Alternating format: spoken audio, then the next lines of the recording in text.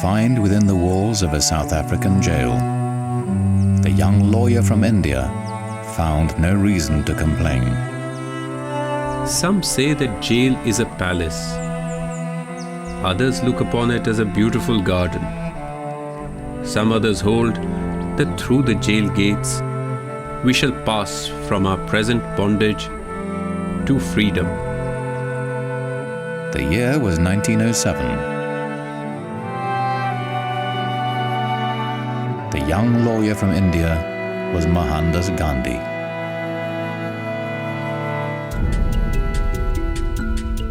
Gandhi led his fellow Indians in a non-violent struggle against racial oppression for 8 years.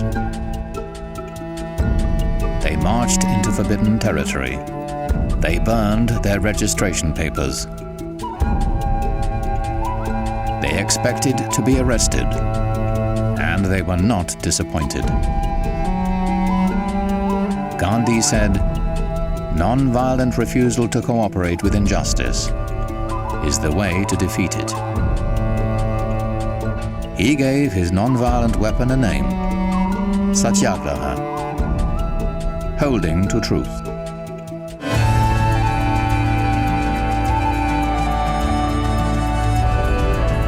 In every decade and on every continent, underdogs have taken up Gandhi's strategies to fight for their rights and freedom. Non-violence means fighting back, but you're fighting back with other weapons. The power that Gandhi discovered changed the 20th century.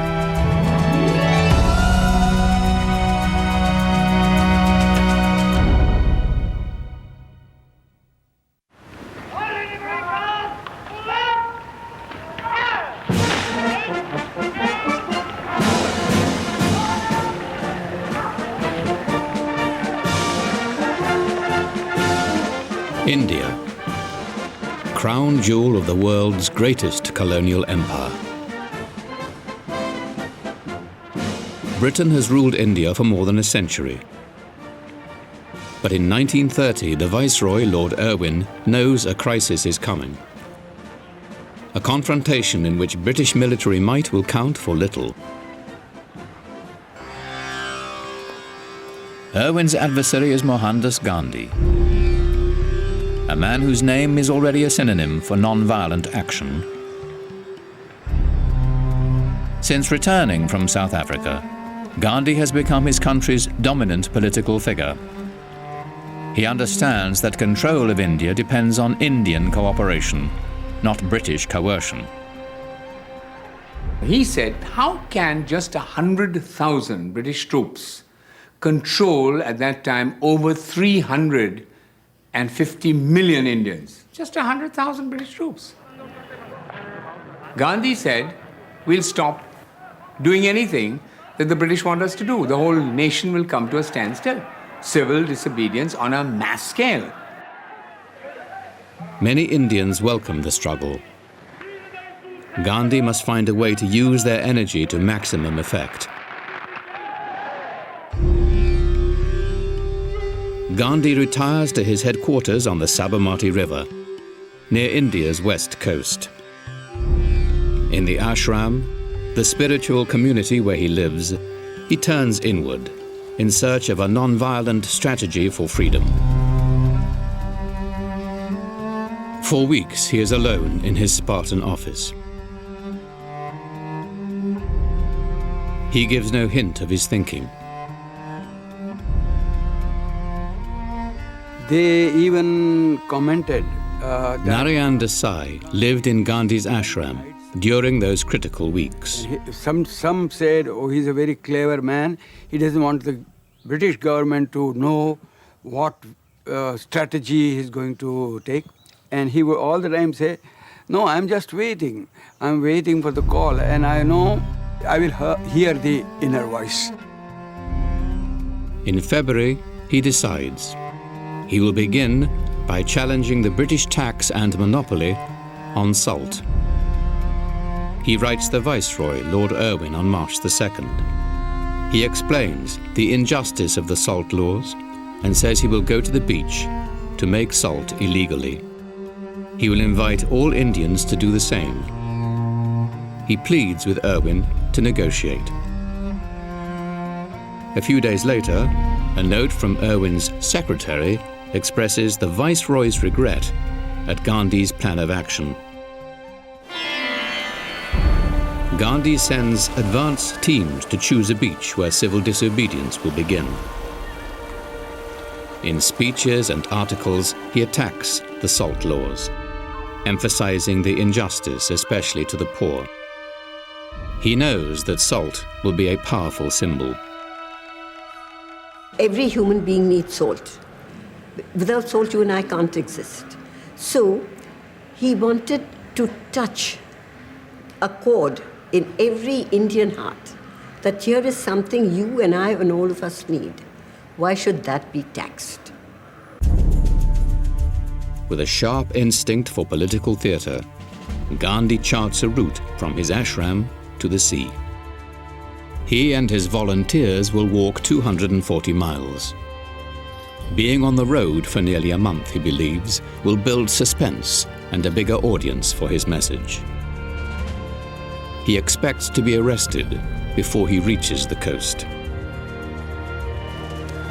At first light on March 12th, the great drama begins. At 60, Gandhi is the oldest of 78 marchers. Thousands join the procession, including police observers. But the government makes no attempt to interfere. They feared that he was so popular that there may be a violent outbreak. So they weighed the advantages and disadvantages of arresting him. And they also underrated this movement, Salt Satyagraha. They felt it might fizzle out. And Gandhi looked ridiculous that if he goes on marching and he does not commit any breach of the laws, we can't arrest him. What are we arresting him for? Gandhi wants to be arrested, but not too soon. The longer he marches, the more publicity he will receive. His messages are aimed equally at his immediate audience and the outside world, represented by dozens of journalists who have joined the march. In his speeches, he insists, we must not hate the British. They have not taken India from us. We have given it to them.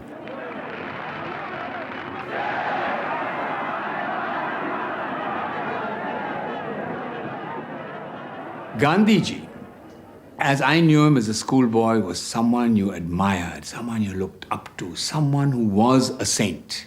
He was a saint because A, he dressed like a saint, and B, the things he said seemed to be very saintly. On the other side, as I grew up, I began to see a very shrewd student of human history. He was a man who absolutely understood human psychology. He understood the British idea of fair play. He understood that, and he knew how to play on that sentiment.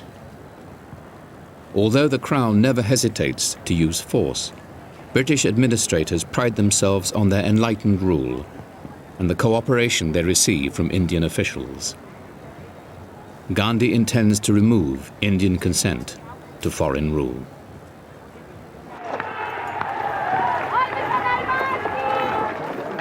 The Salt March will create a dilemma. If they arrest him, all India will rise up in protest. If he is permitted to openly defy the law, British control will be lost, perhaps irretrievably.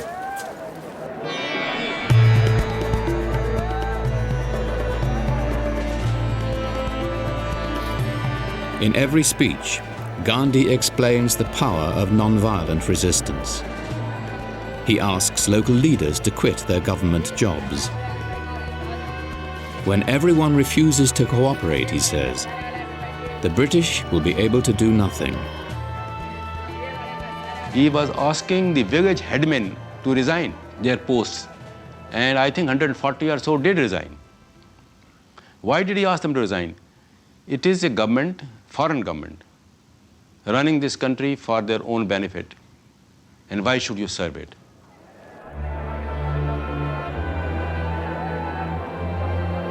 Defying rumors that his health is failing, Gandhi sticks to his schedule. At every rest stop, he asks, how many local officials have quit their government jobs? How many villages are wearing khadi, the handmade cotton cloth that is the informal uniform of his movement? Gandhi tells Indians not to buy imported cloth. He spins cotton for 2 hours every day to dramatize the millions of jobs lost to imported British cloth.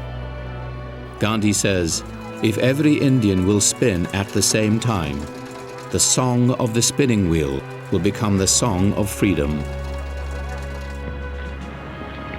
He gets by on 4 hours sleep. He must persuade thousands of volunteers to be arrested and go to jail, or his long march will end in failure. And here was a man who understood how to get the maximum exposure for his message. And in a sense, you can say he was one of India's greatest, I hate to use the word, but within quotes, advertising men. And as he marched, long before Martin Luther King's March on Washington, Gandhiji was the originator of this. And as he marched, people began to spread the word. He's on the march. He's going to defy the law. Let's join him. This is a chance to show the British without having to hit them, to show them that we stand for something. We are not just slaves. And by God, even I, who was only a schoolboy at that time, I tell you, my hair stood on end when I realized he was slowly approaching the goal. And we all knew once he picked up that handful of salt, he would be arrested. On the 24th day, the marchers approached the sea. An American newspaper editorializes, as Britain lost America through tea, it is about to lose India through salt. On the eve of the law-breaking, Gandhi meets on the beach with 12,000 supporters. Hold the salt in your fist, he suggests, and think it is worth 60 million rupees. That's how much the government has been taking from us through the monopoly on salt.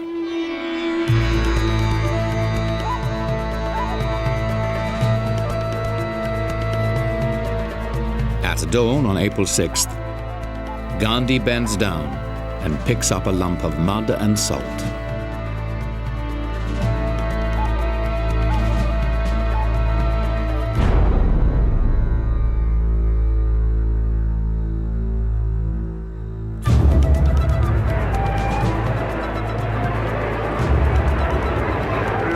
News that Gandhi has broken the salt law electrifies the country. Thousands march to the shore to follow his example. Jawaharlal Nehru, India's future Prime Minister, describes the mood. It seemed as though a spring had been suddenly released. All over the country, salt manufacture was the topic of the day. It was immaterial whether the stuff was good or bad.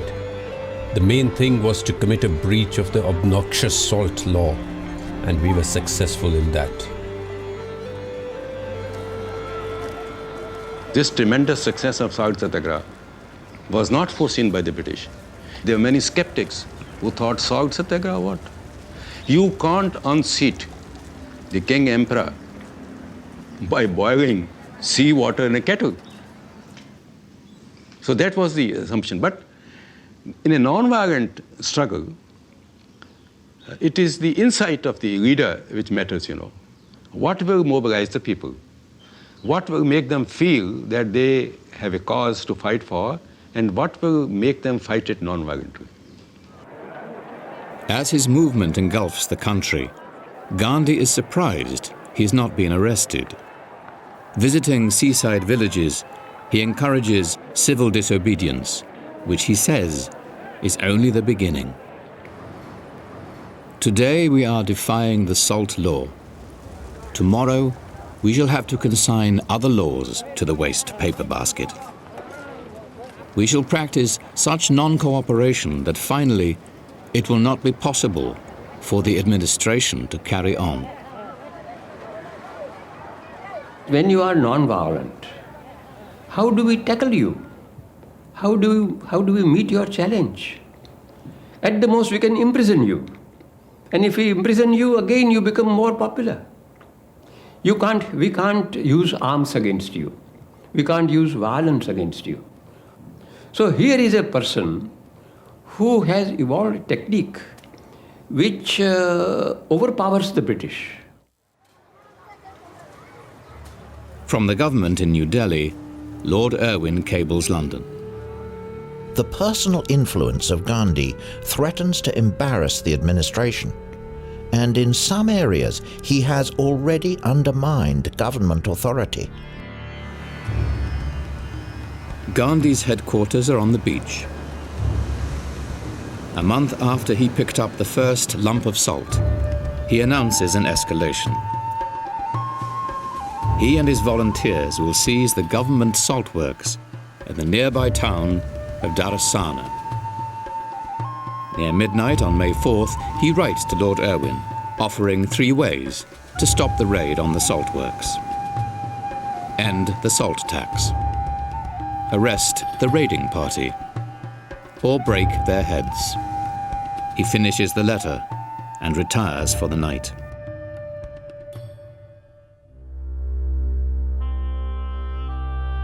By the next morning, Gandhi is behind bars.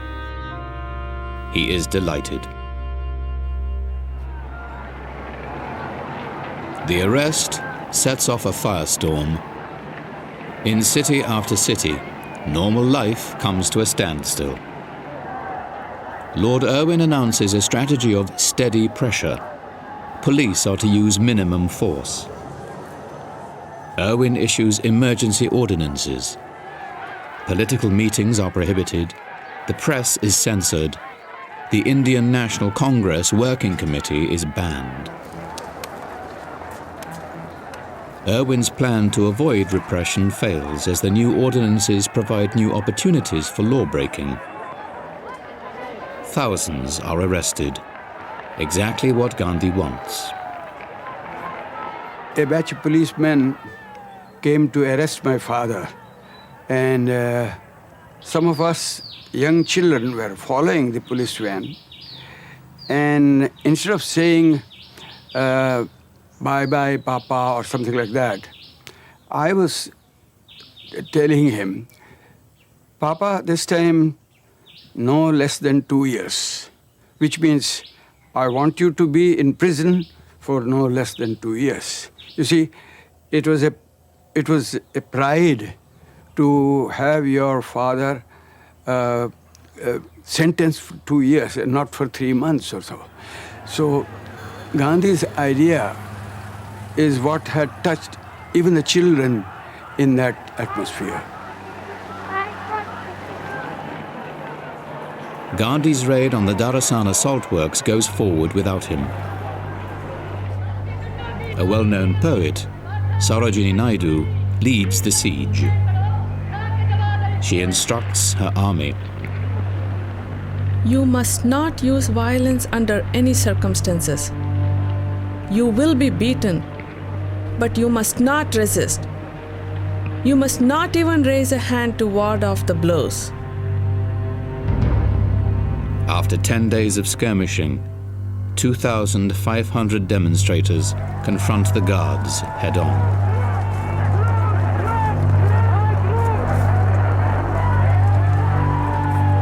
Police attack the satyagrahis with steel-tipped clubs called lathis.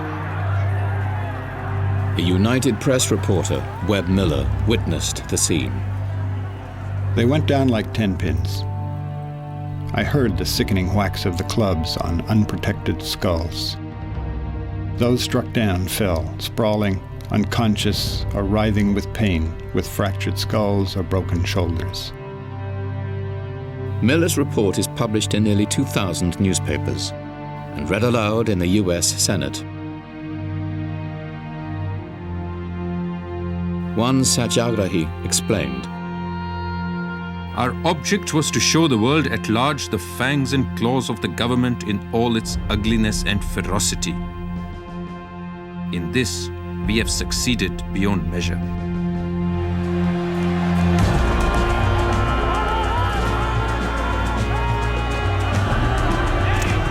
In midsummer, the struggle is undiminished.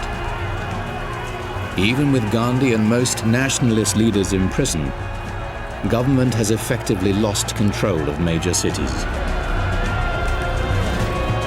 Press reports of police brutality damage the British cause almost as much as the resistance campaign.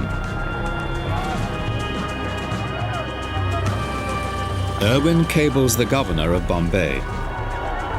I am sure these lathi charges are exactly what our enemies want. We should be racking our brains for a way to deny them this advantage.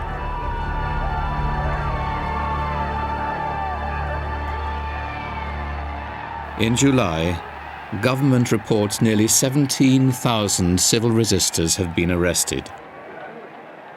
Gandhi's goal of filling the jails is more than self-sacrifice. It is mass disobedience and is steadily eroding British authority. If an authority enjoys power, he enjoys power to the extent to which obedience is rendered. But moment the obedience goes off, moment the laws are disobeyed, moment the command of the powerful are not obeyed, your power vanishes. Those who can't endure the hardships of jail can still help in the fight, boycotting or picketing shops which sell British goods. When sales suffer, Lord Irwin issues a Prevention of Intimidation Ordinance against picketing. The result? More arrests, as bystanders cheer.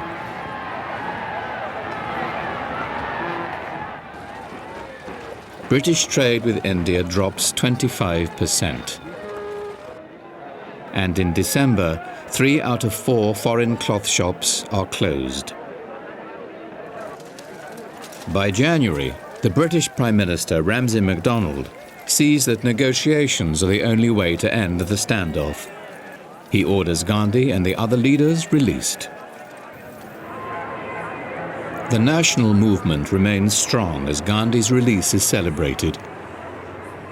But the commander knows his foot soldiers need a rest. On February the 14th, he informs Lord Irwin that he is ready to negotiate. He insists that salt-making and boycotts will continue during the talks. At the Viceroy's palace in New Delhi, Gandhi is the first Indian ever to meet with a British ruler as an equal. Negotiations last 3 weeks. Irwin refuses to give ground on the salt laws and cloth imports, concessions which would alienate his Indian collaborators. Gandhi secures the release of political prisoners and the lifting of repressive ordinances. He calls off civil disobedience. Constitutional issues are pushed back for later talks in London. There were many people who were not satisfied. They thought that perhaps Gandhi compromised and perhaps went out of his way. But Gandhi's argument always was that this movement is not in vain, because it is through such movements that he is training people, that you can't have everything at one stroke. You compromise, you gather your strength, you train yourself, and then take the next step.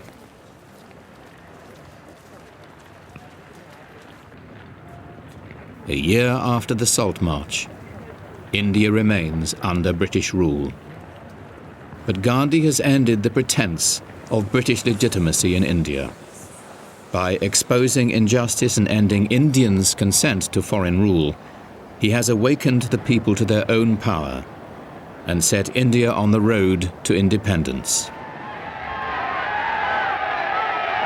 Britain grants Indian independence 16 years later, in 1947. Within a year, Gandhi is dead of an assassin's bullet.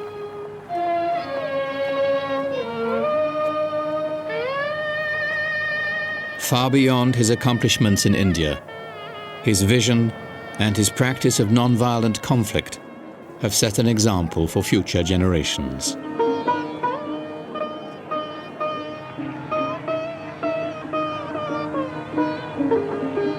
He had once said, "My technique of non-violent struggle is in the same stage as electricity in Edison's time, to be refined and developed."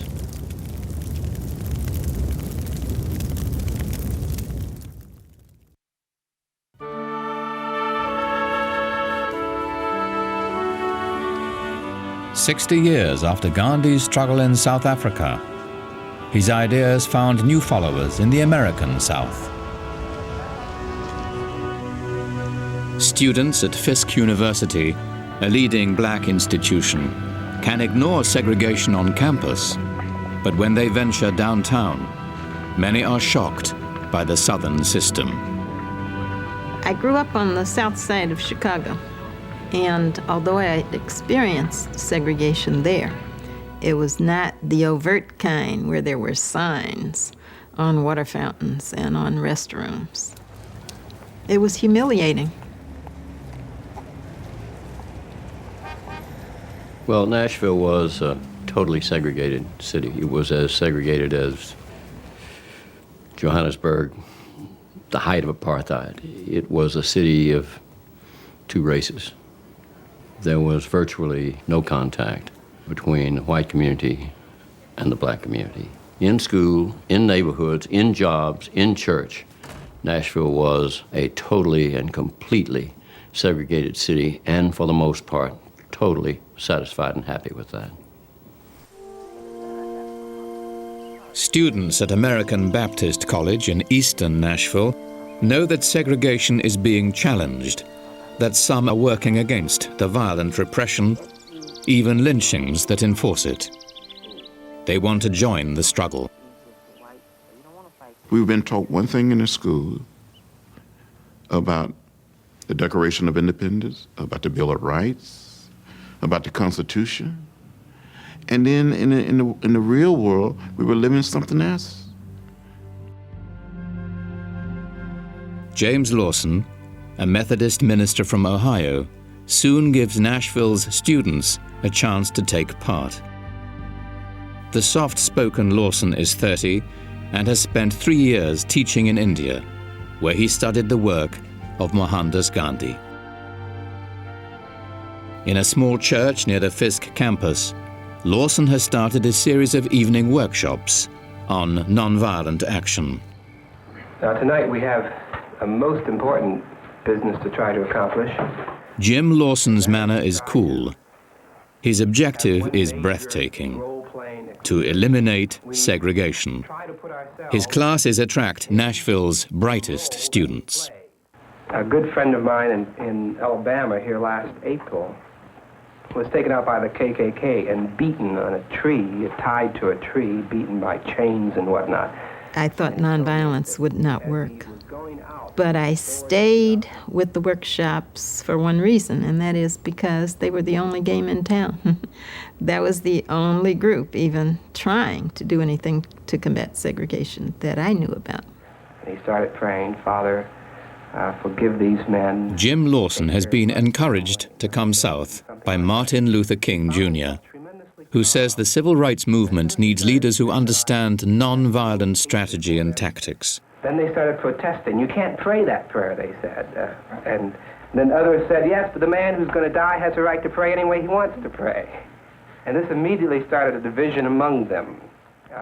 We took the whole group through a holistic view of nonviolence, its history, its roots in the Bible, its roots in Christian thought, the methods of nonviolence. We told the stories of nonviolence.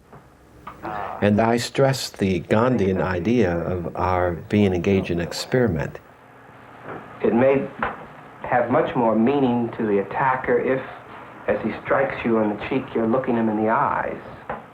Unfortunately, the concept of nonviolence for many people is that you get hit on one cheek, you turn the other cheek, you don't do anything. But nonviolence means fighting back. But you're fighting back with another purpose and with other weapons. Number one, your fight is to win that person over. And that is a fight. That's a struggle. That's much more challenging than fisticuffs. Right. Okay. Peggy? If I were being beaten, what is it that I would be able to do? We said we were going to desegregate downtown Nashville. Our first step was going to be desegregate lunch counters in restaurants. That, of course, was the first Gandhian step. That was the first step of nonviolence. To research and examine and focus on an issue. Choose a target, choose an issue. Now, let's see. Months before going to the lunchrooms, Lawson begins preparing them. A bunch of niggers. Well, look at the 8 balls all lined up. Hi there, Jungle Bunny. He's so dark, he's making the whole place dark. He wants them to have experienced both physical and verbal attacks, and to learn how to resist the impulse to run or fight back.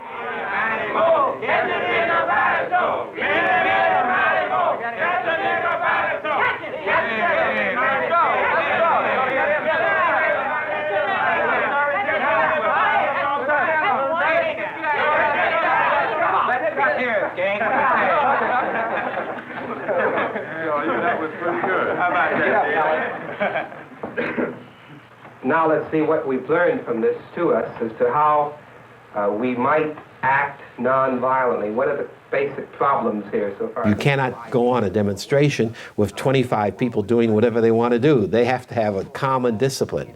And that's a key word for me, that the difficulty with nonviolent people and efforts is that they don't recognize the necessity of fierce discipline and training and strategizing and planning and recruiting and doing the kinds of things that you to have a movement.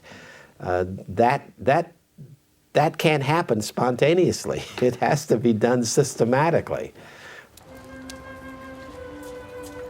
They stage their first sit-in on a Saturday, when they are sure to be noticed.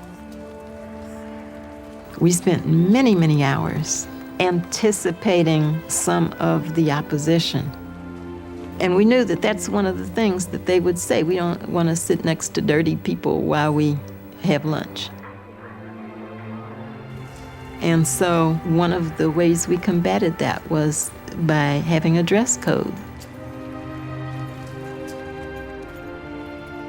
We had been told it was a possibility of being arrested, but we went to the lunch counter. We took our seats. We sat in a very orderly, peaceful fashion. They are not surprised when they are refused service. I said, I'm sorry, our management does not allow us to serve niggers in here. Store managers quickly close the dining areas, but the students remain until closing time, reading and doing homework. There is no violence, and no one is arrested. The sit-ins make page 10 of the Sunday paper. City editor John Siegenthaler remembers the reaction. The reaction initially was sort of shock and maybe even some humor. I mean, who do they think they are? What do they think they're doing? We knew it was a news story, but didn't really know how to cover it. Local businesses take a predictable position. They'll close down before they'll serve black customers. A week later, the students are back. They provoke curiosity and verbal abuse, but no arrests. Whites still think the sit-ins are a passing fad, hardly a threat to the status quo. On the third Saturday, they are ready to target a total of 6 stores. Let each person now get himself or herself a partner that they will stick with.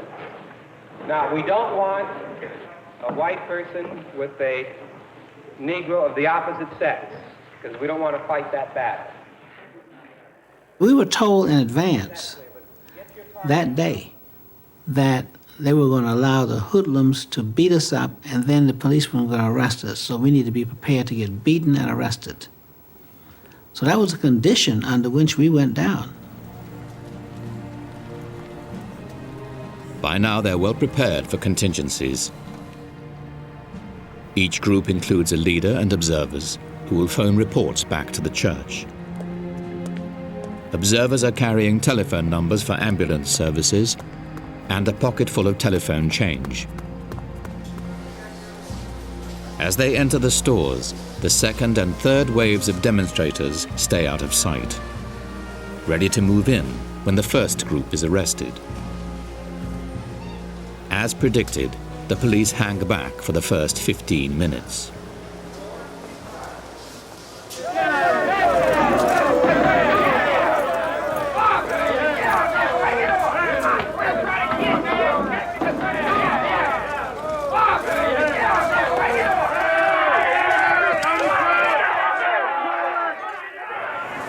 Went and asked each and every one of them separately to leave.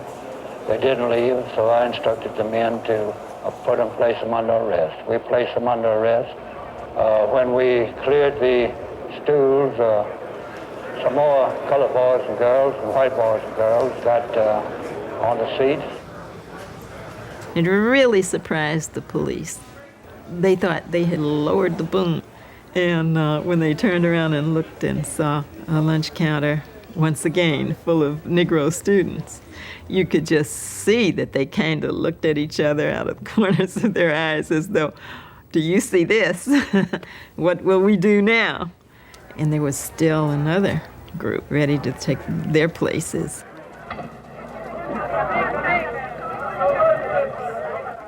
You're in jail. I'm joking. Man, what my mother's gonna say when she hear about that? We had a philosophy, which was a power of nonviolence. And that kind of power we felt was more forceful than all of their police force, all of their lawmakers, and all of their dogs or billy clubs or jails, and that our capacity and willingness to suffer outweighed any power they had. Mass arrests are a victory for the students. Reporters realize they are covering a story of national significance. I mean, it was like being a war correspondent in your own hometown. The only thing you knew was that the war was on, that the weapon of nonviolence was winning over violence, and that this was a historic moment, however it came out. I think there was a sense of history there that we all understood. At police headquarters on Monday morning, the students are still behind bars. On principle, they have refused bail. In just 48 hours, their small student movement has inspired thousands. Now the city's black community has joined in the struggle, organizing, raising money, recruiting lawyers. Alexander Luby is among Nashville's most prominent black lawyers, and he has organized local lawyers to defend the arrested students. People couldn't believe that these young, well-dressed, innocent college students are being arrested and put in jail. They didn't like it.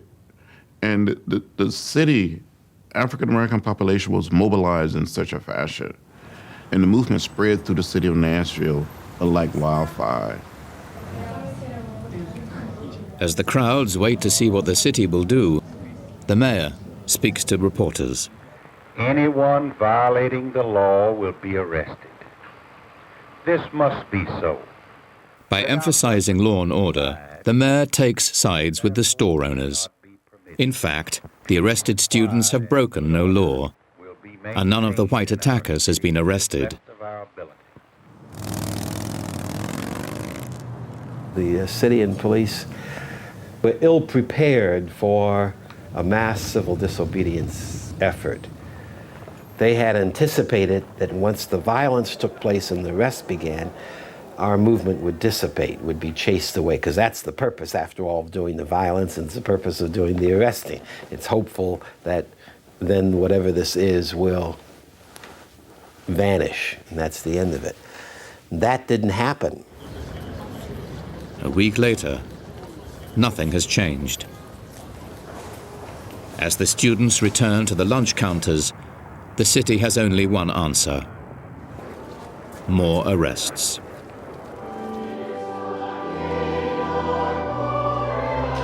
Now in the national spotlight, the movement is deluged with new recruits. Jim Lawson's workshops expand to meet the demand. Nashville's churches provide meeting space, telephones, mimeograph machines. Now they must get the message out, far beyond Nashville. We were not simply addressing our immediate opponents. What we were doing was addressing the larger audience, the nation, the world. Because the strategy in nonviolence is that you educate a large number of constituents and win them on your side. In fact, even though we as African Americans were a minority, no change could take place unless you have the sympathy of the majority, if not the active participation. The students know that sympathy by itself may not be enough. Taking advantage of the outrage their arrests have provoked, they escalate the conflict. Sit-ins continue, but a new tactic is added: a boycott of the downtown shopping district. Picketers ask customers not to patronize stores whose lunch counters are segregated.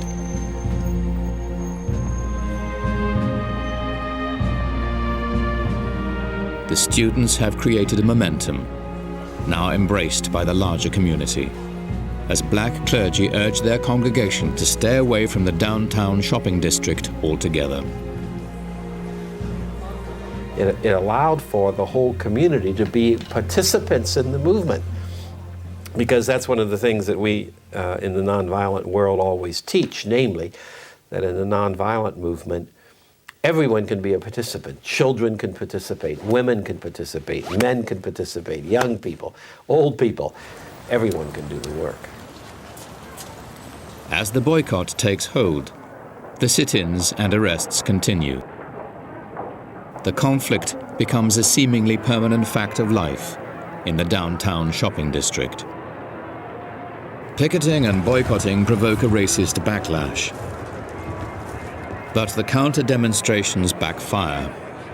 Frightened white people begin avoiding the downtown area, unwittingly joining the boycott. A Fisk University economist calculates that some downtown stores have lost up to 40% of their business. As Easter approaches, the usual surge of spring buying never happens. Among blacks, the boycott is estimated at 98%. That was a powerful message sent to the white community that, you know, it's one thing just to deal with these students on a Saturday-to-Saturday basis and lock them up and let them get bailed out, and we'll try them and sentence them to $50 fines and that sort of thing. But it's another thing when you go down there and there's nobody on the street. At Easter, the counters are still segregated. But the sit-ins have put civil rights on the national agenda as never before. For the past several months, a new strategy to end racial segregation has been spreading through the South. On Easter Sunday, NBC's Meet the Press looks at nonviolent resistance. The moderator suggests that boycotts might be better than sit-ins and arrests. Dr. King, but wouldn't you be on stronger grounds, though, if you refused to buy at those stores and if you called upon the white people of the country to follow you because of both your moral and your legal right not to buy? I think, Mr. Spivak, sometimes it is necessary to dramatize an issue because many people are not aware of what's happening. And I think the sit-ins serve to dramatize the indignities and the injustices and the dissatisfaction of the Negro with the whole system of segregation.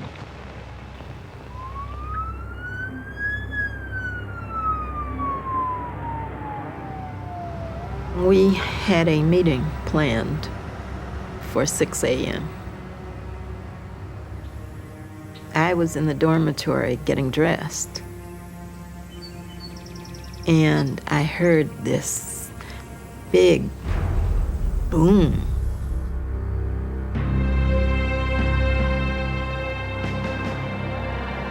I soon learned that attorney Z. Alexander Luby's home had been bombed. It, of course, was the effort of the enemy to scare us off. Violence has a very simple dynamic. I make you suffer more than I suffer. I make you suffer until you cry, uncle, and you surrender. That's what a war is. It's violence. The difference with nonviolence is we don't want to beat the opponent up. We don't think that does any good. Luby and his wife are uninjured. But as Lawson has taught his students, violence can backfire. The bombing has shocked the city and given the students a strategic opportunity. They send a telegram to the mayor demanding a meeting, and they organize a silent march from the campus to City Hall.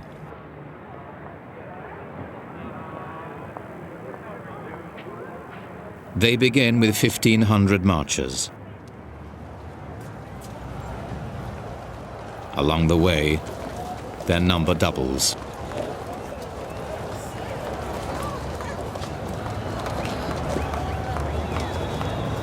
Mayor Ben West is waiting for them. West gets into an argument with a black minister, but then Diane Nash steps forward with some very direct questions. I asked the mayor, first of all, Mayor West, do you feel that it's wrong to discriminate against a person solely on the basis of his race or color?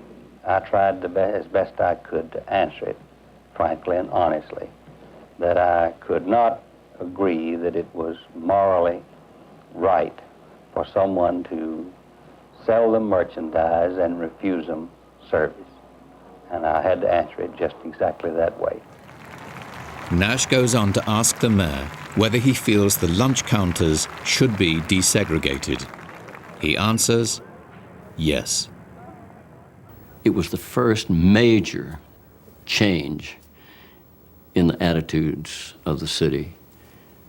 Nashville began to desegregate its public institutions and its department stores that day. It took 3-4 years before theaters, restaurants, all public conveyances were desegregated. But with Ben West's declaration, no, it's not right, the process of change began. The downtown retailers now tell the students privately they want to desegregate. The students devise a plan. We suggested to them, which was a great relief to them, that there would be no announcement that the demonstrations had ended. There would be no announcements that black people were being served. No announcements, no press, no police. A movement that began in the basement of a small church in September has desegregated the downtown lunchrooms by spring. They go on to desegregate other restaurants and public facilities, showing how to remove business support for segregation by making it costly and controversial. It's a weapon that will prove decisive as the civil rights movement gains momentum.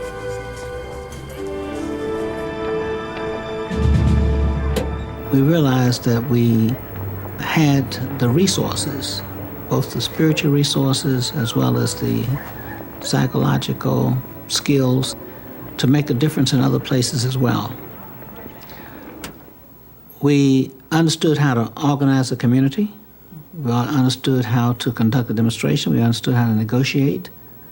And we understand how to deal with the media. We were warriors in that sense. We had been prepared. This was like a nonviolent academy, equivalent to West Point. For the rest of the decade, they carry what they've learned farther south and across the country. Reflecting on what they had achieved, one of Nashville's students wrote, "You cannot wait for someone else to do it. You cannot wait for government to do it. You must make it happen through your own efforts and action and vision."